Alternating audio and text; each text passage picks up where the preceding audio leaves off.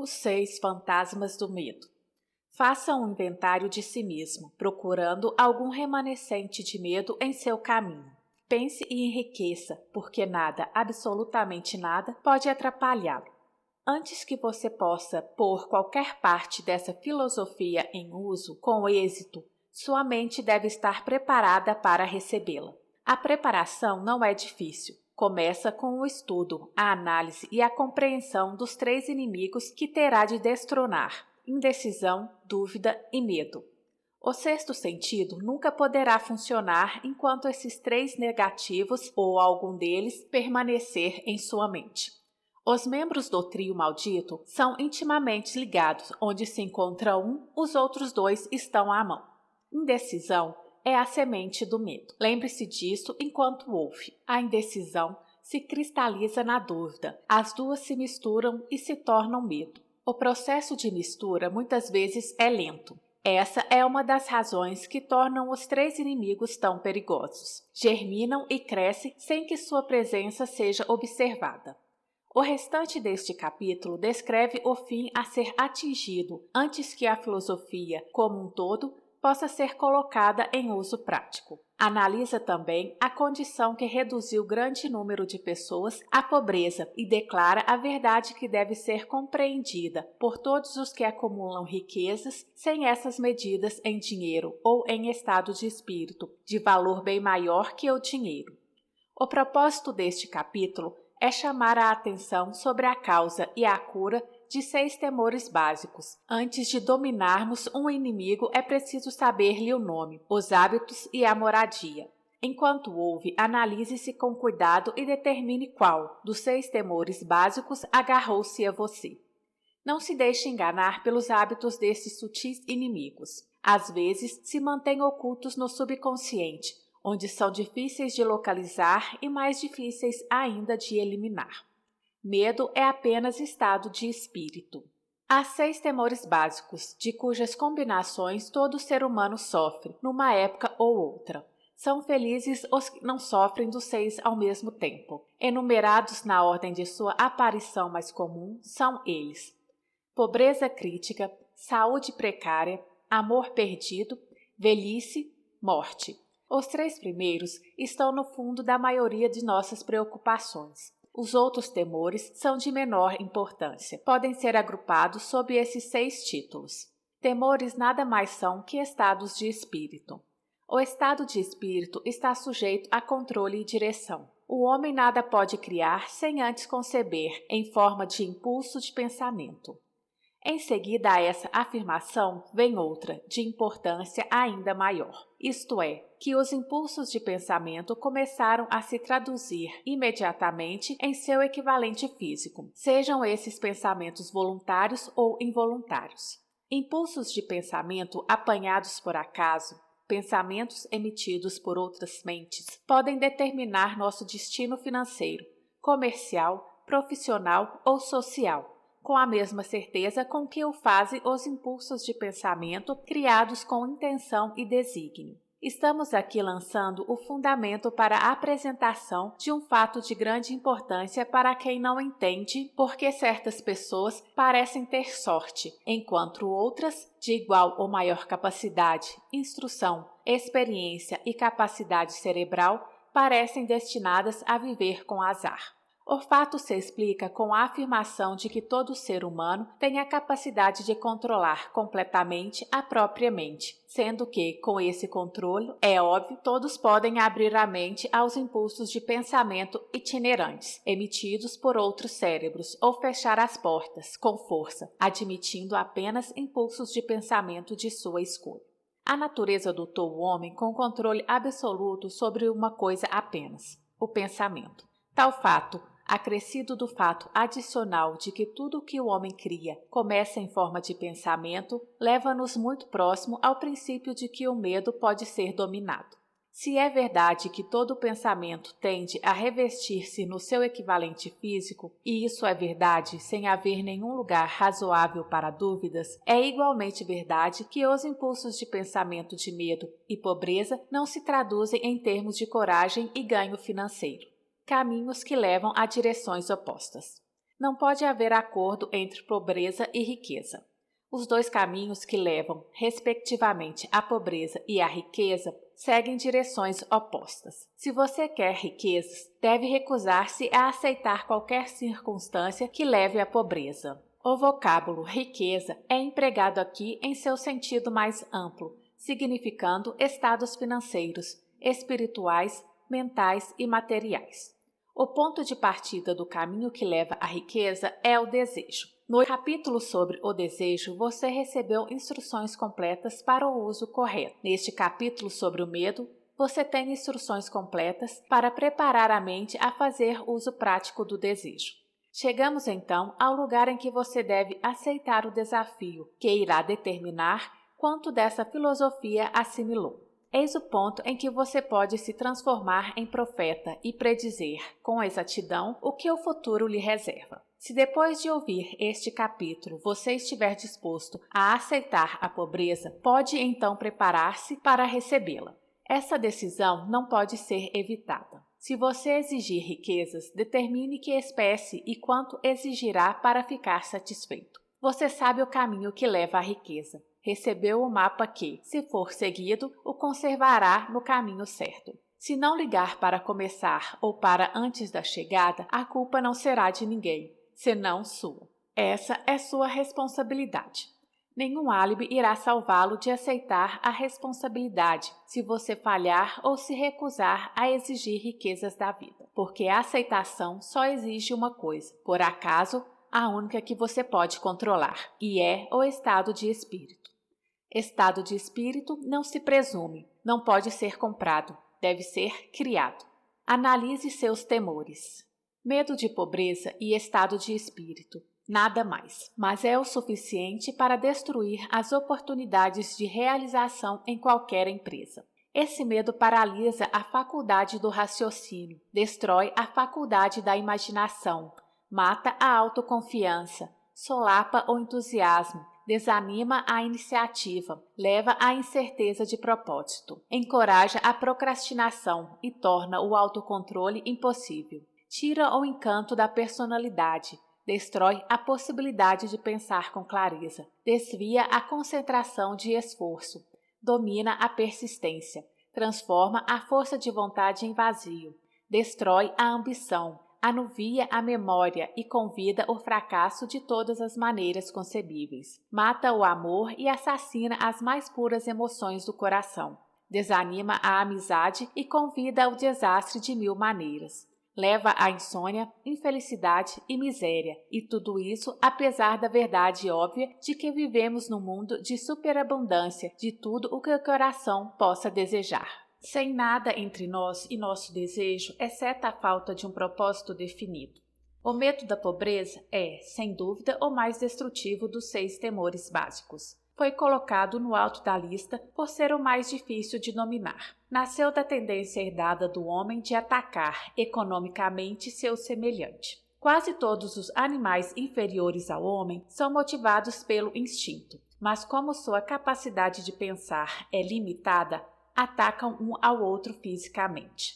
O homem, com seu senso superior de intuição, com capacidade de pensar e argumentar, não come seu semelhante corporalmente, sente mais satisfeito em comê-lo financeiramente. O homem é tão avarento que todas as leis concebíveis já foram promulgadas para salvaguardá-lo de seu semelhante. Nada lhe traz mais sofrimento e humilhação que a pobreza. Só os que já experimentaram a pobreza compreendem o pleno significado disso. Não é de se admirar que o homem tema a pobreza. Numa longa linha de experiências herdadas, o homem aprendeu, com certeza, que alguns de seus semelhantes não merecem confiança, quando se trata de questões de dinheiro e possessões terrenas. Tão ávido é o homem que, para possuir riqueza, será capaz de adquiri-la de qualquer maneira possível, por métodos legais, se puder, por outros métodos, se necessário e conveniente.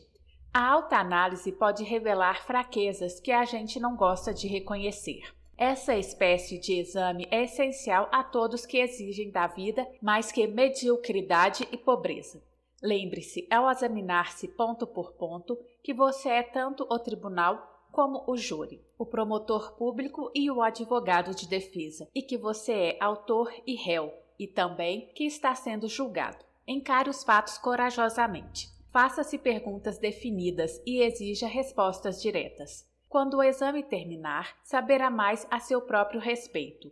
Se achar que não pode ser juiz imparcial nesse autoexame, chame alguém que o conheça bem para servir de juiz, enquanto você se submete a um autointerrogatório. Você está à procura da verdade. Consiga-a, não importa o preço, mesmo que o deixe temporariamente embaraçado. A maioria das pessoas, se interrogadas do que tem mais medo, responderiam: nada temo. A resposta seria inexata, porque poucos percebem que estão atados em desvantagem, fustigados física e espiritualmente por alguma espécie de temor. A emoção do medo está tão sutil e profundamente arraigada que se pode atravessar a vida sob seu jugo, sem jamais reconhecer-lhe a presença. Só uma análise corajosa poderá revelar a presença desse inimigo universal. Ao começar a análise, examine profundamente seu caráter. Eis a lista de sintomas que você deve procurar. 6 sintomas que demonstram medo da pobreza. 1. Indiferença, comumente expressa pela falta de ambição, vontade de tolerar a pobreza, aceitação de qualquer compensação que a vida possa oferecer sem protesto, preguiça mental e física, falta de iniciativa, imaginação, entusiasmo e autocontrole. 2. Indecisão. Hábito de permitir que outros pensem por nós. Ficar na moita. Dúvida, geralmente expressa por álibis e desculpas, designadas para disfarçar, explicar ou desculpar-se dos fracassos. Às vezes, aparece em forma de inveja dos bem-sucedidos ou por críticas a eles. 4. Preocupação. Expressa geralmente encontrando defeitos nos outros, tendência a gastar além das rendas, negligência da aparência pessoal, zangas e carrancas, intemperança no uso de bebidas alcoólicas, às vezes pelo uso de narcóticos, nervosismo, falta de equilíbrio e constrangimento. 5. Cautela exagerada. Hábito de procurar o lado negativo de todas as circunstâncias, pensando e falando de possíveis fracassos, em vez de se concentrar nos meios de lograr êxito. Saber de todos os caminhos que levam ao desastre, sem nunca procurar evitá-los. Esperar pelo momento exato de começar a pôr ideias e planos em ação até a espera de tomar hábito permanente. Lembrar sempre os fracassados, esquecendo-se dos bem-sucedidos. Venda os buracos no queijo sem ver o queijo. Pessimismo, que leva à indigestão. Eliminação deficiente, autointoxicação, mau hálito e má disposição. 6. Procrastinação. Hábito de adiar para amanhã, o que deveria ter sido feito o ano passado. Perder tempo em criar álibis e desculpas por não ter feito uma tarefa. O sintoma é intimamente ligado à cautela exagerada, dúvida e preocupação, recusa na aceitação de responsabilidades, podendo evitá-las, vontade de entrar em acordo, em vez de lutar com firmeza, aceitar dificuldades em vez de vencê-las e usá-las como trampolins ao progresso, pechinchar com a vida por um centavo, em vez de exigir prosperidade, opulência, riquezas, contentamento e felicidade, planejar o que fazer se e quando o fracasso chegar, em vez de queimar as pontes e tornar impossível a retirada. Fraqueza é, muitas vezes, falta total de autoconfiança, propósito definido, autocontrole, iniciativa, entusiasmo, ambição, parcimônia. É capacidade de raciocínio sensato, esperar pobreza em vez de exigir riquezas, ligar-se aos que aceitam a pobreza em vez de procurar a companhia dos que exigem e recebem riquezas. Apenas dinheiro, indagarão alguns. Por que escreveu um livro sobre dinheiro? Por que medir riqueza em dinheiro apenas? Alguns acreditarão, com razão, que existem outras formas de riqueza, mais desejáveis que o dinheiro. Sim, há riquezas que não podem ser medidas em termos de dinheiro, mas há milhares de pessoas que dirão: dê-me todo o dinheiro de que necessito e encontrarei tudo o mais que desejo.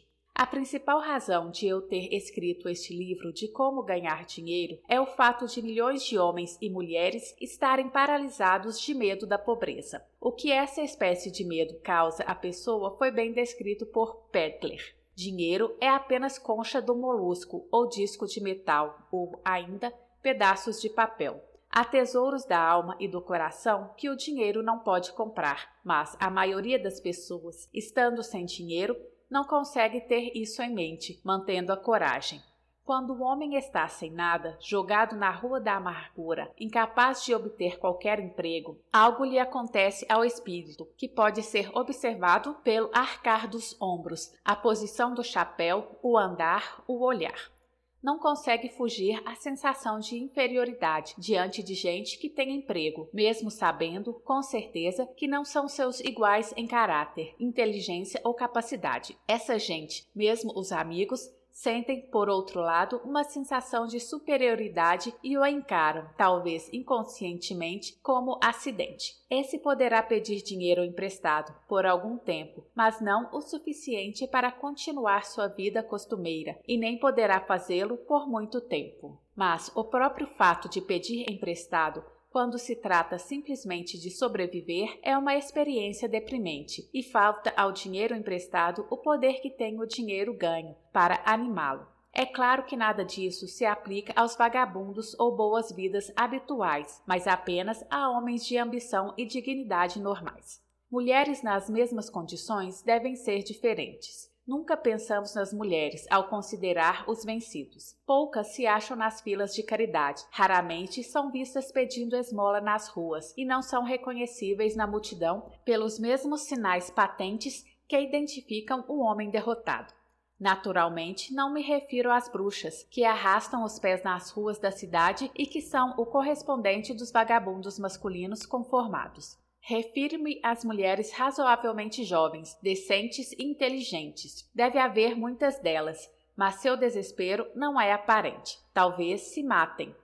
Quando o homem está vencido, tem tempo de sobra para se preocupar. Pode viajar muitos quilômetros para ver alguém a respeito de um emprego e descobrir que já foi preenchido ou que é um desses empregos sem pagamento fixo, mas dependente da comissão sobre as vendas de alguma bugiganga inútil que ninguém compra a não ser de dó. Se recusar, estará de volta à Rua da Amargura, sem ter para onde ir. Então, anda e anda.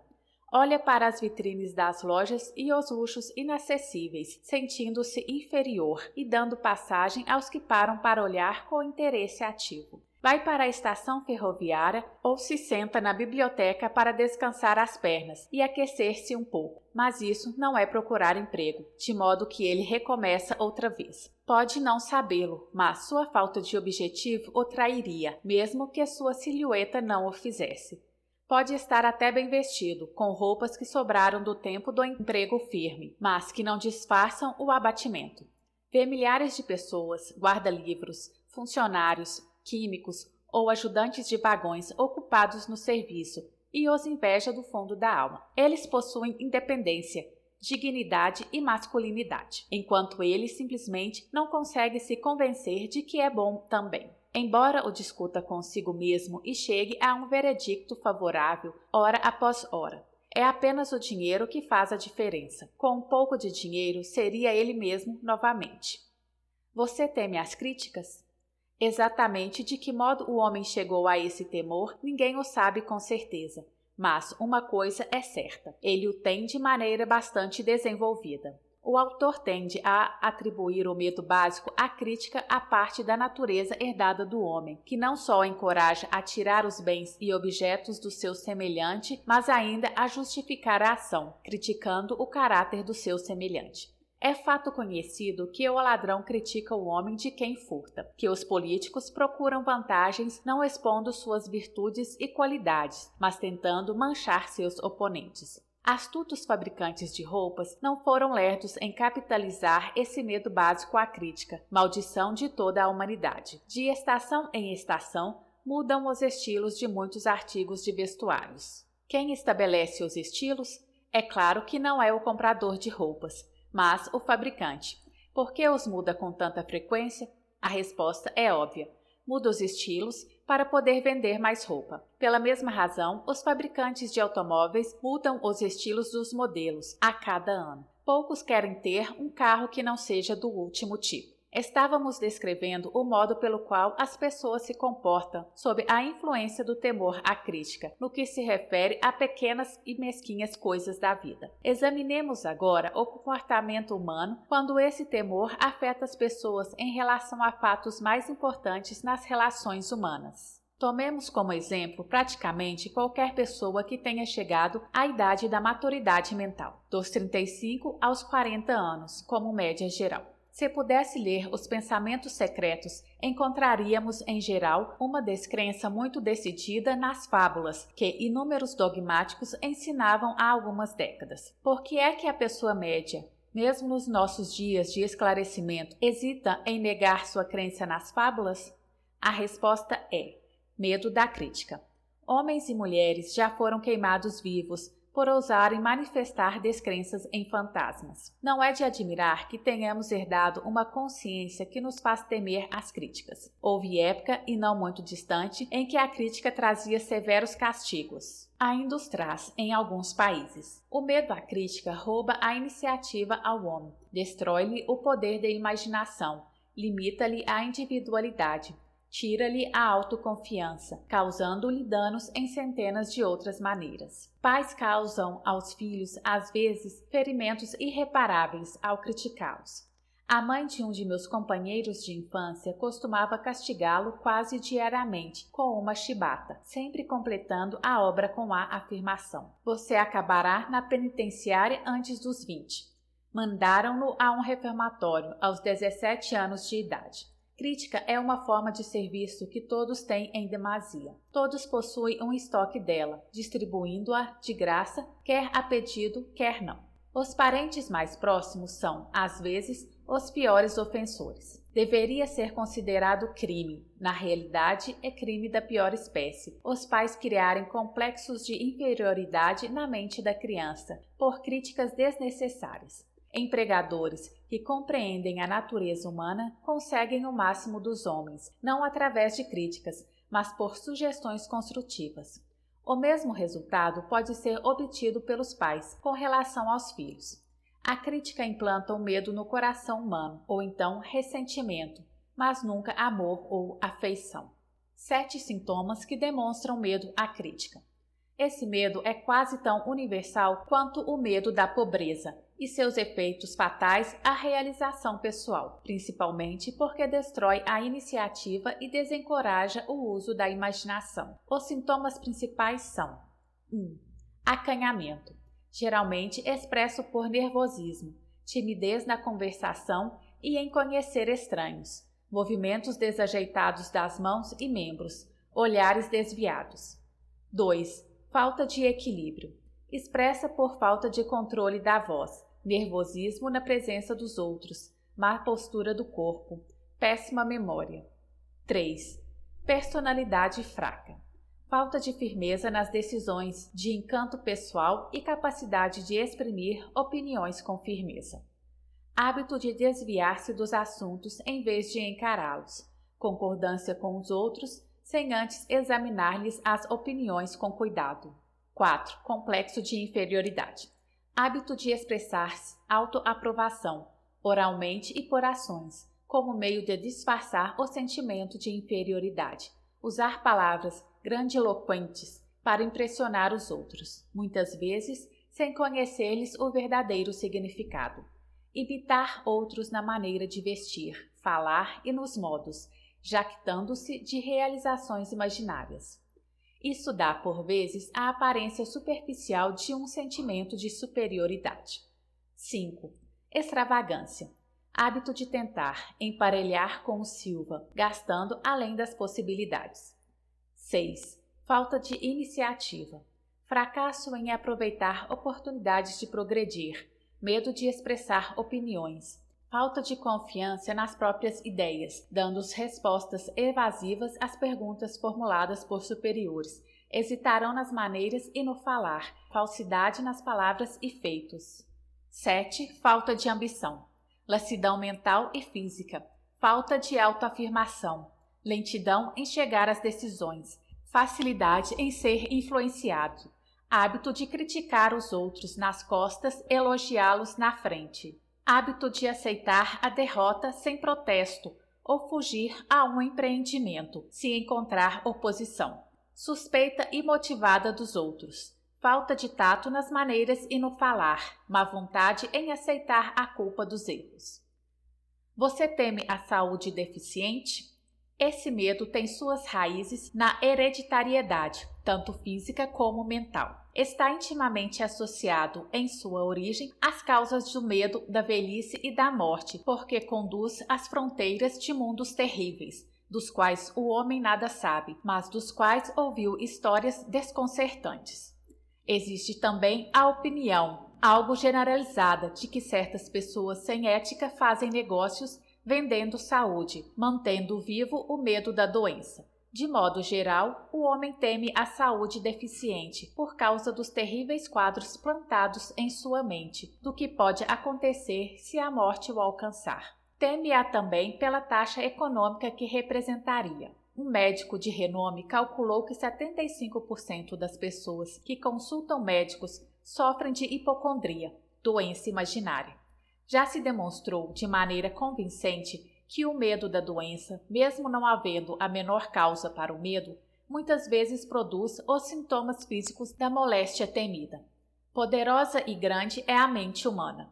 Pode construir e pode destruir. Explorando a fraqueza comum do medo à doença, vendedores de remédios patenteados amontoaram fortunas. Essa forma de engano da crédula humanidade prevaleceu a tal ponto algumas décadas, que uma revista popular fez amarga campanha contra os piores ofensores no negócio dos remédios patenteados. Por uma série de experiências feitas há alguns anos, foi provado que se pode tornar as pessoas doentes por sugestões. Fizemos a experiência pedindo a 3 conhecidos que visitassem as vítimas perguntando: "O que é que tem? Você parece estar muito doente." O primeiro geralmente provocava um riso e um casual "nada, estou muito bem."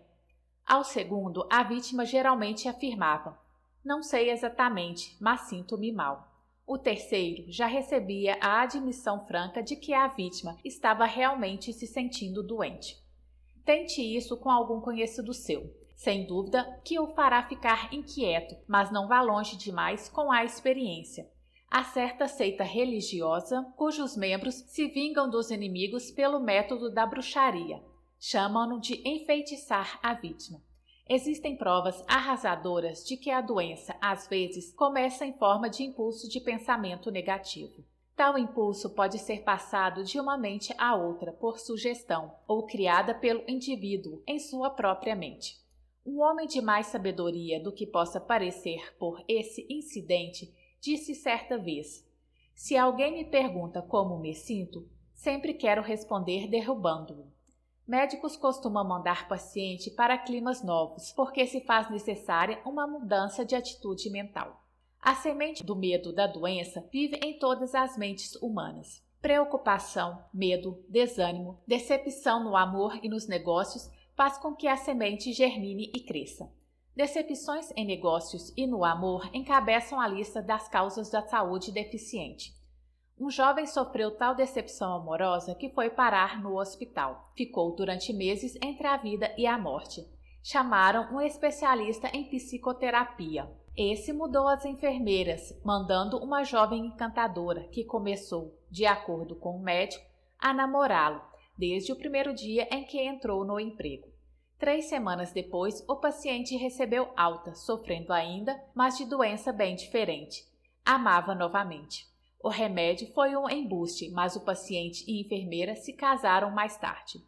Queridos ouvintes, este foi a primeira parte do capítulo Os 6 Fantasmas do Medo. Se você gostou do áudio, deixe seu like e clique no sininho para ser avisado dos próximos capítulos.